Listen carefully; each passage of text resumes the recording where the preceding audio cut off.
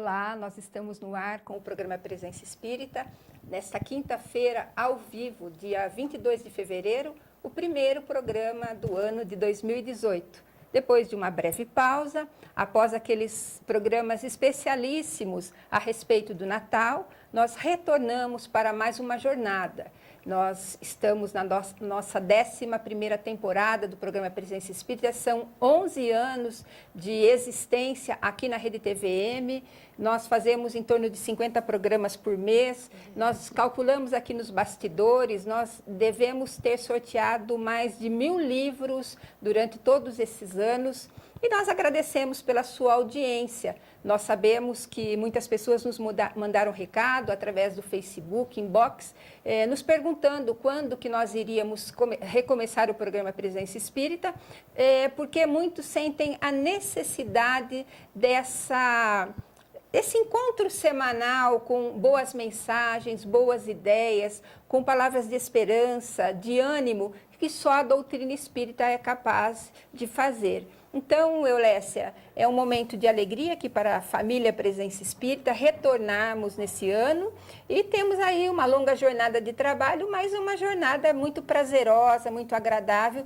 de levar a mensagem espírita aos telespectadores, não é? Com certeza, uma boa noite a todos. É com muita alegria e felicidade que a gente retorna depois dessa pausa.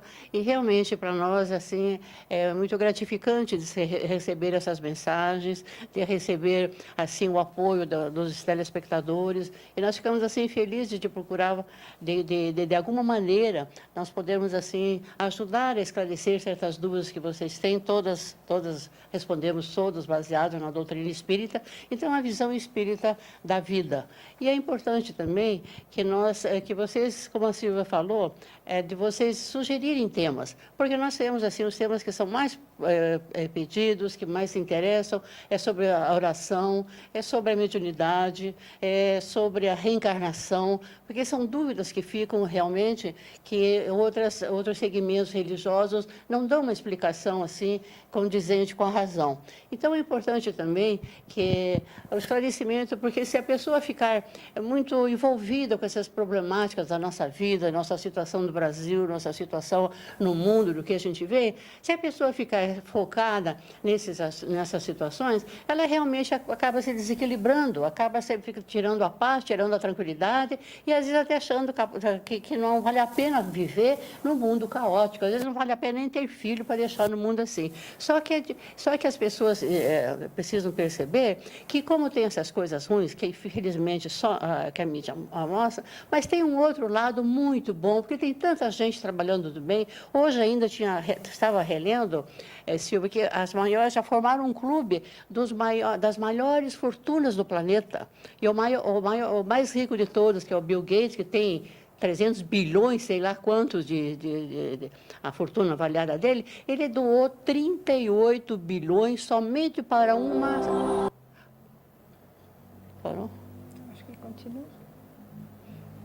Somente para uma instituição. Então, as pessoas ricas do planeta já estão entendendo que se elas têm essa fortuna, que eles conseguiram amealhar, ela é para beneficiar o progresso das pessoas e dos países. Então, eles estão ajudando, tem fundações que ajudam a pesquisas de doenças ainda que não são, que ainda não têm a cura, da fome na África, ajudando países, até no país deles, Estados Unidos, construindo casas, porque ela também tem gente pobre. A gente pensa assim, não, os Estados Unidos é um país rico, mas também tem gente pobre. Então, lá construíram também. Então, nós temos que ver o lado bom, há tanta gente anônima que está ajudando. Aqui, a partir da nossa cidade, a gente olha que Ponta Grossa.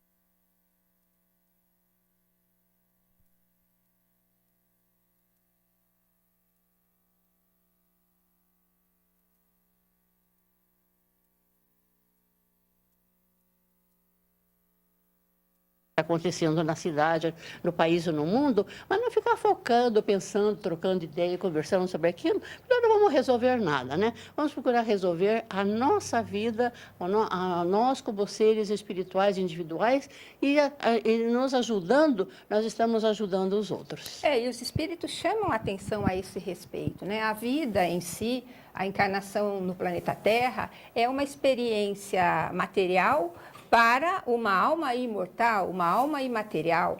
Então, não é fácil nós mergulharmos na matéria, mas é necessário, as experiências na Terra, elas são necessárias para o nosso crescimento em todos os âmbitos, intelectual, psicológico, cultural, mas, acima de tudo, moral. Nós temos que sair dessa experiência, desse planeta moralmente melhores. E, muitas vezes, para crescermos moralmente, nós passamos por provações, por dificuldades, por desafios que nós devemos aceitar com muita naturalidade. E naturalmente, né, Silva, essas dificuldades fomos nós que causamos lá no passado. Ninguém sofre de graça, de né? graça ou por punição divina, né? Nós temos que ter essa visão da dor como uma ferramenta educadora para que nós não nos revoltemos, não soframos aí exageradamente, porque os espíritos falam realmente do que é o bem e do que é o mal sofrer. Sofrer sabendo por que sofre e que tudo tem um fim, né? Chico Xavier dizia muito bem isso, que o sofrimento, a dor tem um fim, mas a felicidade extrema também tem um limite, né? Então, é o equilíbrio. E nós pedimos para vocês, então, durante esse programa, enviar as suas percepções a respeito do nosso programa, o que vocês gostariam de tema, o que vocês gostariam que nós falássemos, para que a gente sempre traga temas que prendam a sua atenção, que aliviem o seu coração, que amenize suas dores, mas também que leve felicidade e alegria para os seus lares. Nós vamos fazer um intervalo agora, né, Eulécia? E já voltamos com o segundo bloco do programa Presença Espírita. Olá, retornamos com o segundo bloco do programa Presença Espírita, o programa que leva até você a visão espírita a respeito da vida e de seus valores. E como sempre fazemos, por mais este ano, continuaremos a sortear os livros em nossos programas, a fim de que vocês participem, a fim de que vocês deem as suas opiniões, façam seus questionamentos acerca da doutrina espírita, acerca daquilo que falamos aqui. Você pode fazer isso através do Facebook, nós estamos online. Você pode fazer essas perguntas que nós tentaremos responder, se não no programa de hoje, nos próximos programas. E, como sempre, vamos sortear uma obra da doutrina espírita. Desta vez é Impermanência e Imortalidade, pelo espírito Carlos Torres Pastorino. É um livro do Divaldo Pereira Franco, a psicografia do Divaldo Pereira Franco, e que trata de várias questões, em especial do tempo. Eu achei interessante trazer para vocês aquela passagem do Eclesiastes, onde se fala assim que sempre há tempo para tudo. Tudo tem a sua ocasião própria, e há tempo para todo propósito debaixo do céu. Há tempo de nascer, tempo de morrer, tempo de plantar e tempo de arrancar o que se plantou. Tempo de matar e tempo de curar. Tempo de derrubar e tempo de edificar.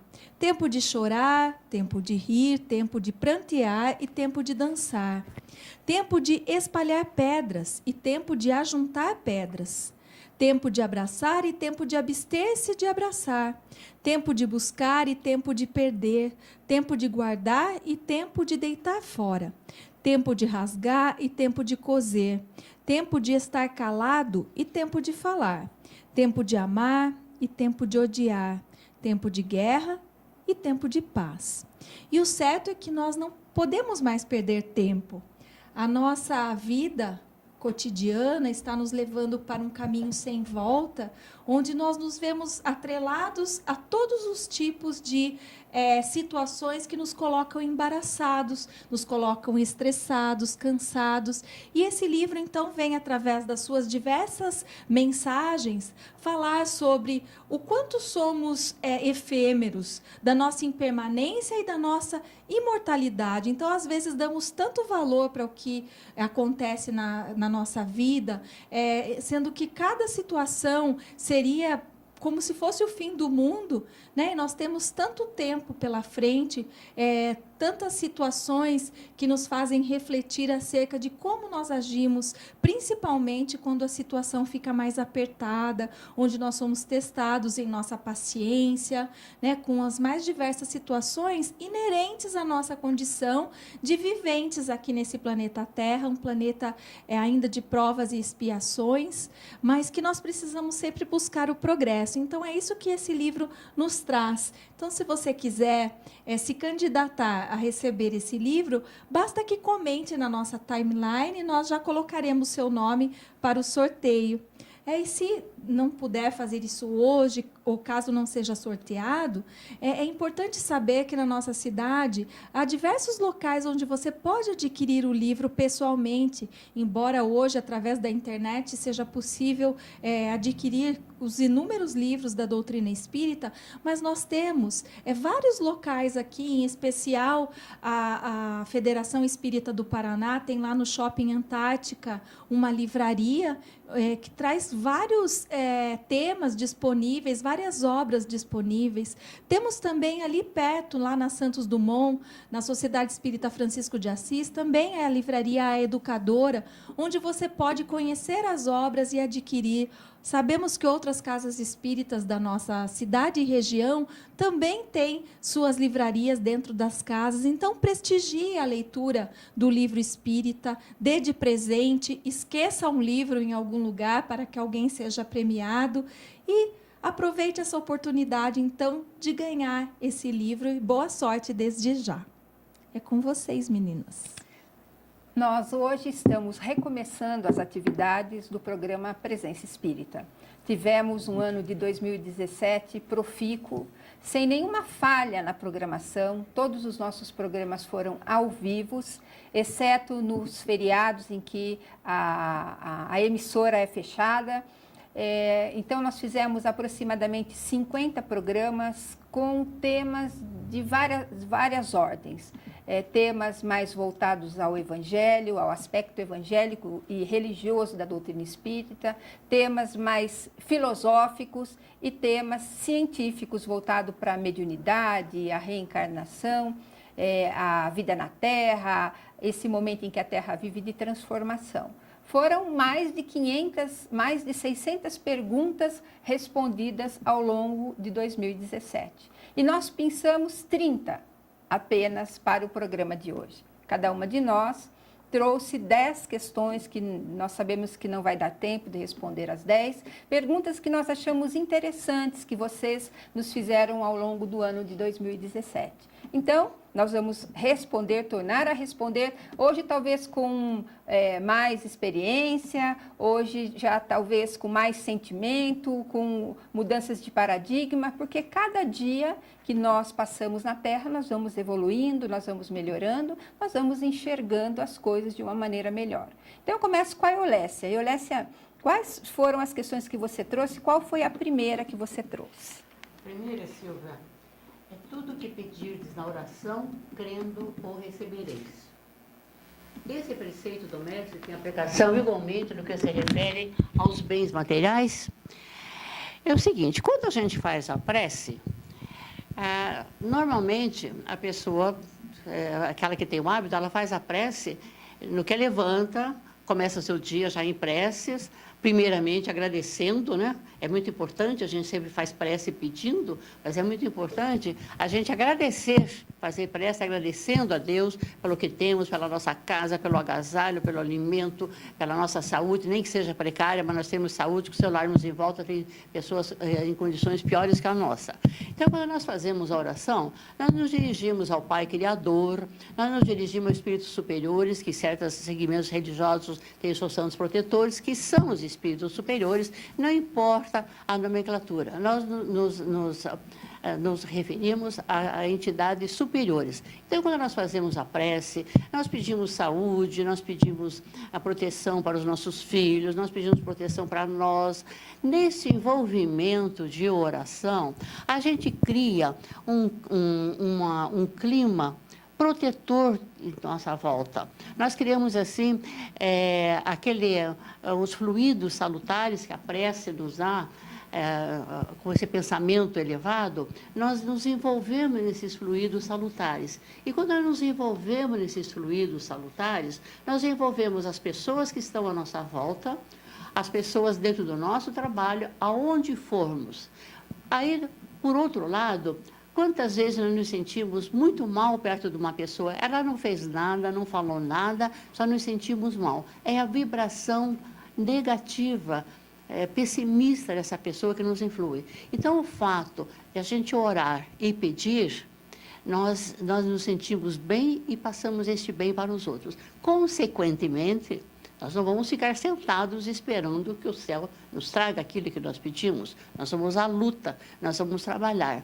E nesse trabalhar, nessa proteção divina que temos, e nesse entusiasmo em trabalhar, nós conseguimos esses bens materiais. Porque o universo, a espiritualidade não vai registrar, não, eu quero ganhar na loto, eu quero ganhar um carro, eu quero ter isso não é registrado. Então, é o inverso do que a maioria pensa. No trabalho edificante, nós conseguimos aquilo que nós queremos. Nós temos... Não sei se você quer acrescentar mais alguma coisa aqui. O que eu queria acrescentar é que nós temos que pôr mãos à obra, mãos à obra. Tudo. Nós não podemos ficar de braços cruzados esperando os milagres, né? E que tudo caia do céu. E tem outra coisa também, Silva, que as pessoas têm que se envolver não apenas em trabalhar para você. Todas nós aqui, todos nós que estamos aqui, o Armando, ali, todos nós estamos envolvidos no voluntariado. Todos nós procuramos fazer o melhor possível a benefício dos outros, das outras pessoas. Nós não vamos resolver os problemas do mundo. Está longe disso, não passa pela cabeça de ninguém isso, resolver os problemas do mundo. Mas o pouquinho que você faz, a gente está ajudando. Fazemos a diferença. Bom, nós temos uma pergunta aqui que também sempre nos chega, porque isso é corriqueiro. Qual é a situação da alma que volta ao mundo através de um acidente violento? É uma situação bastante difícil, tanto para a alma que parte, quanto para a família que fica, mas nós não conseguimos generalizar, porque cada situação é uma situação específica. Depende muito da história reencarnatória daquela alma. Nenhum acidente violento, ele acontece por acaso. Todas as almas que retornam ao mundo dos espíritos nestas circunstâncias, elas tinham na sua história reencarnatória desencarnar de uma maneira violenta. Porque não existe o azar de eu estar em tal lugar e acontecer. Isso é impossível. O que acontece, então, é a necessidade daquela alma de voltar para o mundo dos espíritos assim. Vai depender muito, então, da história dela. Por que aconteceu, o que aconteceu no passado para ela desencarnar assim. Vai muito da aceitação, porque quando nós voltamos ao mundo dos espíritos de uma maneira dessa, nós quitamos uma promissória que nós assinamos, então nós pagamos uma dívida. Então muitos espíritos chegam do outro lado da vida dessa forma, de uma maneira tranquila, porque quitou uma promissória, quitou sua dívida e acabou, está com o coração leve.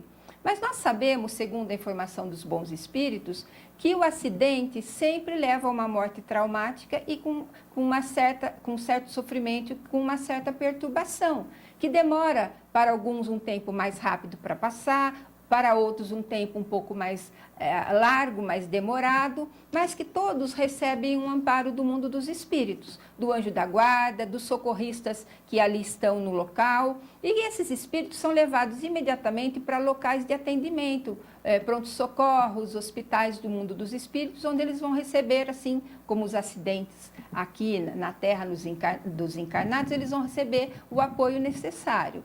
Lógico que sair do mundo físico, da matéria pesada de uma maneira tão impactante, vai gerar um certo tipo de constrangimento, diferente de uma pessoa que tem uma doença de longo curso, que fica na cama sofrendo. Então, esse tipo de morte, a pessoa vai se desligando aos poucos, como um botão de uma abotoadura em que nós vamos desconectando para tirar do corpo. E na morte violenta, essa ruptura é abrupta. Então, sempre o espírito se assusta, ele se vê numa situação que ele não imaginava. Mas a bondade de Deus permite, então, o atendimento, o amparo, e essa alma se recupera assim que for possível e assim que for permitido. Nós vamos fazer um intervalo agora e já voltamos para o terceiro bloco do programa Presença Espírita. Nós voltamos com o terceiro bloco do programa Presença Espírita e hoje nós estamos retornando com a temporada, com a 11ª temporada ainda, que encerra dia 3 de maio com o aniversário do programa. Aí a gente começa a 12ª temporada. E hoje nós coletamos as perguntas que nós achamos pertinentes da temporada de 2017. Foram mais de 600 perguntas respondidas aqui pelos convidados e por nós também. E nós trouxemos algumas. Lógico que não vai dar tempo, nós trouxemos 30, Olécia, não vai dar tempo, não, né? É verdade. Aí eu vou fazer duas em uma aqui para a Patrícia. Após a desencarnação, ou morte, ou falecimento, quanto tempo o espírito demora para se comunicar? Essa é uma, Patrícia. E a outra é, como é que eu faço para receber uma carta psicografada por um parente, por uma mãe que já faleceu? Então, assim, a doutrina espírita, dentro das obras que a gente conhece, ela não estipula um tempo especial, né, um tempo certo para que o espírito se comunique. Pode ser que ele nem se comunique a tempo de você pegar essa comunicação ainda nessa vida. Porque o tempo no mundo espiritual, ele é contado de uma outra forma.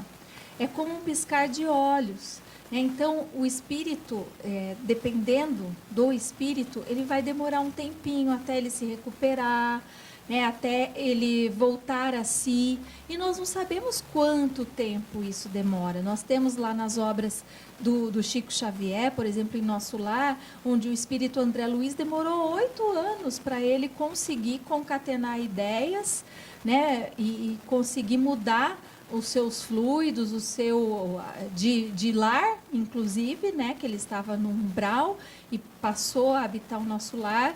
Então, nós não sabemos ao certo quanto tempo e se esse espírito terá condições de se comunicar. Também dependerá muito do mediúnico, ali da mesa mediúnica, da reunião mediúnica, não é mesa, a mesa não é mediúnica, mas da reunião onde nós estamos sentados a uma mesa, onde os médiuns ficam à mesa e recebem aquelas cartas, porque nós temos aquela ideia do nosso querido Chico Xavier, que psicografava de uma forma nunca vista, né, e atendia as mães que perderam seus filhos de uma forma tão amorosa e tão rápida, né, mas nem todos os médiuns têm a mesma capacidade que ele tinha. Então, isso vai depender muito do espírito e do médium, do grupo que está ali a sustentar aquela mediunidade. Né? Pode ser que ele nunca se comunique, mas pode ser que ele se comunique em breve. E dessa resposta decorre também a outra, porque muitas pessoas chegam até nós, as meninas podem confirmar, o Armando também, perguntando aonde que eu posso conseguir uma carta psicografada. Né? E nós sabemos que não existe um trabalho, um serviço dentro da casa espírita que se propõe a fazer só esse tipo de psicografia, a fim de que você possa se comunicar com o seu ente querido. Às vezes acontece numa reunião mediúnica, ele se identifica e os médiuns conseguem entregar aquela carta se é uma pessoa conhecida. De outras vezes, alguns médiuns conseguem ainda, em reuniões públicas, psicografarem algumas cartas. Mas sempre, tudo isso, sempre com muito cuidado, né, porque é uma situação tão delicada, uma comunicação para que ela possa trazer esperança para aquela pessoa. Enfim, conseguir uma carta dessa é uma questão de merecimento e de oportunidade também. Às vezes pode acontecer do espírito estar presente e não conseguir um meio hábil, ou seja, um médium preparado para psicografar aquela carta. De qualquer forma, se você quer receber uma carta dessa e conhece uma casa espírita, chegue até lá e peça para que você deseja receber essa carta, quem é o médium, quem é o espírito que você quer receber, e se essa carta for realmente, essa oportunidade for dada numa reunião mediúnica, com certeza essa carta chegará até você. Lécia, o que você trouxe aí de mais perguntas? A gente trouxe a pergunta seguinte: o que o Espiritismo... O microfone. O que o Espiritismo nos ensina no tocante à saúde do corpo, visto que vocês sempre falam sobre o bem sofrer? Realmente, esse assunto é muito, já foi muito falado nesse programa, teve diversas abordagens. Hoje, para mostrar, Silvia e Patrícia, que nós aqui não falamos, a gente ouve, que a gente não, esse microfone me atrapalha. Para mostrar que nós aqui o que falamos é baseado todos nos livros da codificação, a gente trouxe a Joana de Anjos para responder essa pergunta. Ela diz o seguinte, no livro Episódios Diários: a ação do pensamento sobre a saúde é incontestável. Vejamos alguns exemplos. A ansiedade estimula a secreção de adrenalina, que sobrecarrega o sistema nervoso e o descontrola. Nós queremos lembrar que este livro aqui foi psicografado há 33 anos. Então, há 33 anos atrás, quem leu isso aqui vai pensar, nossa, a Joana de Anjos acho que está meio fora da casinha, porque não é impossível isso. Então, vocês vejam que há 33 anos atrás, ela já afirmou isso, e hoje a ciência prova que realmente as nossas emoções interferem na nossa saúde. Ela prossegue. O pessimismo perturba o aparelho digestivo e produz distúrbios gerais. O medo, a revolta, são agentes de úlceras gástricas e duodenais no curso largo da vida. Da mesma forma, a tranquilidade, o otimismo, a coragem são estimulantes que trabalham pela harmonia emocional e orgânica, produzindo salutares efeitos na vida. O homem se torna o que pensa, portanto, o que quer. Os pensamentos emitidos atraem ou sintonizam outros semelhantes, nas mesmas faixas de ondas mentais, por onde transitam as aspirações e os estados psíquicos de toda a humanidade. Então, vejam, se nós pensamos no bem, nós atraímos o bem. Muitas das nossas doenças aqui, como nós vimos Joana de Anjos, hoje já está aqui a física quântica nos provando que o planeta, tudo é energia, e nós teremos que aprender a manipular essas energias. Então, é nossa maneira de pensar, nós trazemos saúde ou doença. Ela prossegue mais aqui. Acostuma-te a pensar de forma edificante. Assume uma postura vitoriosa. Quantos livros de autoajuda não apareceram nessas décadas falando sobre você estar numa postura positiva? Atraia pensamentos salutares. O cérebro é a antena que emite vibrações e as capta incessantemente. Então, é essa a resposta que nós damos, Joana de Anjos, sobre o bem sofrer ou mal sofrer, que nós é que atraímos o bem ou o mal para nós. Tem uma pergunta também aqui, que vai na linha dessa que a Patrícia fez. Se ao morrermos, nós encontramos imediatamente os nossos entes queridos que nos antecederam no mundo dos espíritos. E eu vou responder essa questão usando uma resposta que o médium Raul Teixeira deu numa entrevista de televisão, que a repórter fez essa questão a ele. E ele diz algo que esclarece muito isso. Ele diz o seguinte: imagine nós morando aqui em Ponta Grossa, ele deu lá o exemplo de uma cidade lá. Nós moramos em Ponta Grossa e, de repente, nós mudamos para o Japão. E lá nós passamos por uma experiência de 15 anos. Vivemos 15 anos no Japão. E, de repente, nós retornamos para Ponta Grossa. Nós vamos encontrar imediatamente todas as pessoas que nós conhecemos, os nossos parentes que moram em Curitiba, por exemplo, os nossos parentes do interior de São Paulo, os nossos amigos que trabalham em diversos setores aqui na cidade, uma cidade de 300 mil habitantes, nós encontramos imediatamente? Não. Nós encontramos, às vezes, os mais próximos, nós encontramos um amigo na rua e depois de uma certa vivência, de novo, aqui em Ponta Grossa, é que nós vamos encontrar mais pessoas conhecidas. Então, é exatamente assim em relação ao mundo dos espíritos. Quando nós retornamos para o outro lado da vida, nós encontramos um, encontramos outro, nós encontramos conhecidos, mas imediatamente nós não encontramos todos os entes queridos, mesmo porque muitos já reencarnaram, outros não vivem nas mesmas paragens, às vezes vivem em regiões superiores às que irão nos receber, ou às vezes vivem em regiões inferiores à região que vai nos receber, mas a gente sempre tem que ter essa certeza que nós vamos encontrar pessoas queridas. Porque a nossa família não é só essa daqui que nós vivemos nesse momento. Nós temos a família espiritual, espíritos que nós tivemos experiências em outras vidas que podem estar em determinada região para nos aguardar, nos receber, nos apoiar. Então, essa certeza nos mantém sempre esperançosos de que nós não estaremos sozinhos nesse momento de retorno à pátria espiritual. Nós vamos fazer o último intervalo e já voltamos com o programa Presença Espírita. Nós voltamos com o último bloco do programa Presença Espírita. Hoje, aqui nos estúdios da TVM, o programa A Família Presença Espírita está em festa porque estamos recomeçando as nossas atividades depois de 8 semanas de pausa aí para o descanso, para o Natal, para as férias.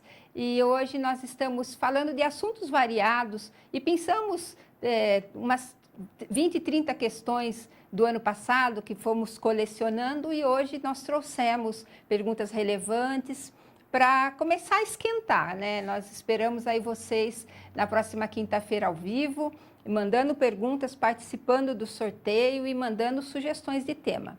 Patrícia, o que você tem aí de pergunta?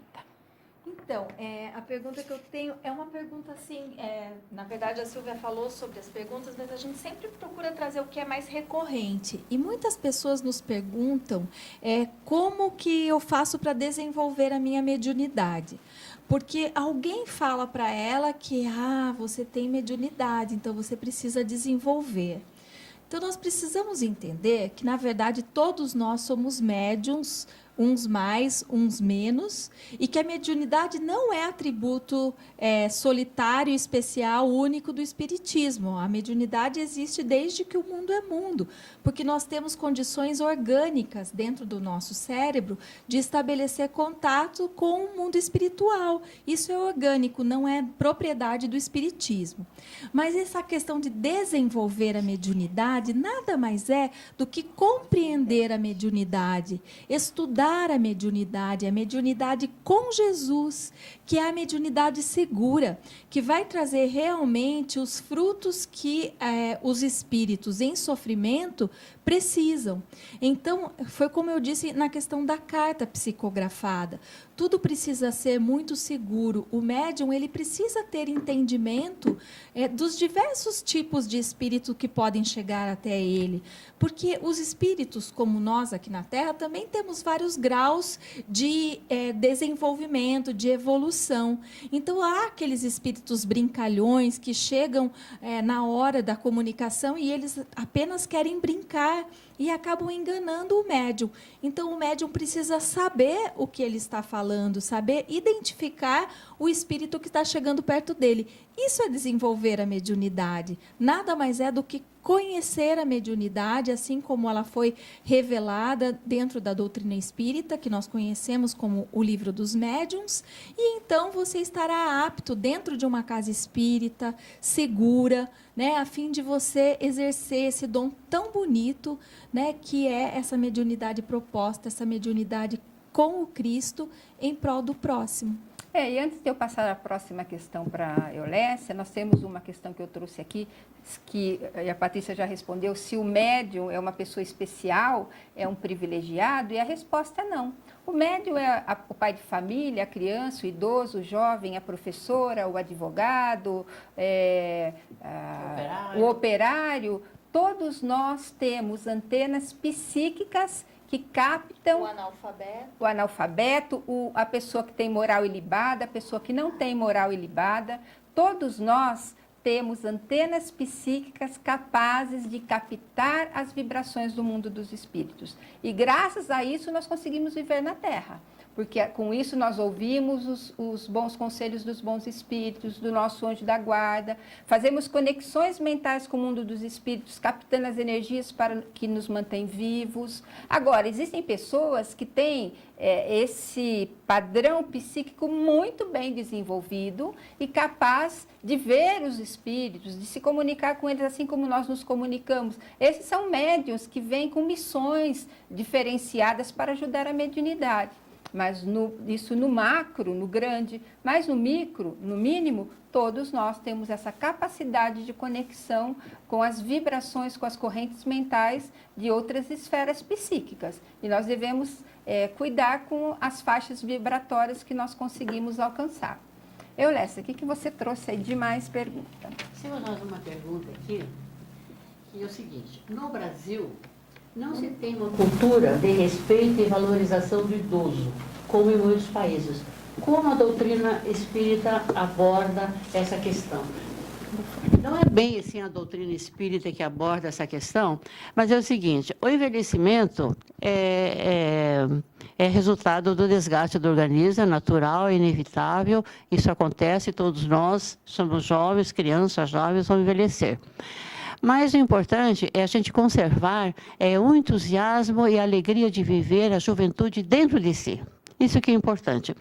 E o idoso, se não tem essa política, vamos deixar para lá, vamos nós viver aqui. É o seguinte: nós aqui dentro da doutrina espírita, lá na Sheila, onde a gente trabalha, outros locais onde tem trabalho de voluntariado, a maioria são idosos, porque quem está ainda profissionalmente trabalhando não tem condição, às vezes dedica no sábado, no domingo, mas não nos dias de semana. Então, nós temos muitos idosos trabalhando.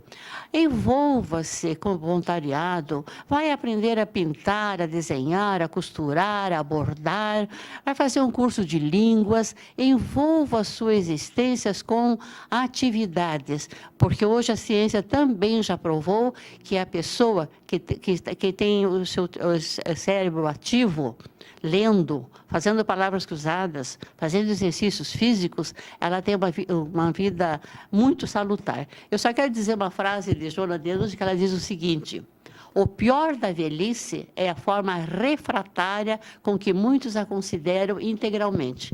Então, tem muitas pessoas que realmente aqui...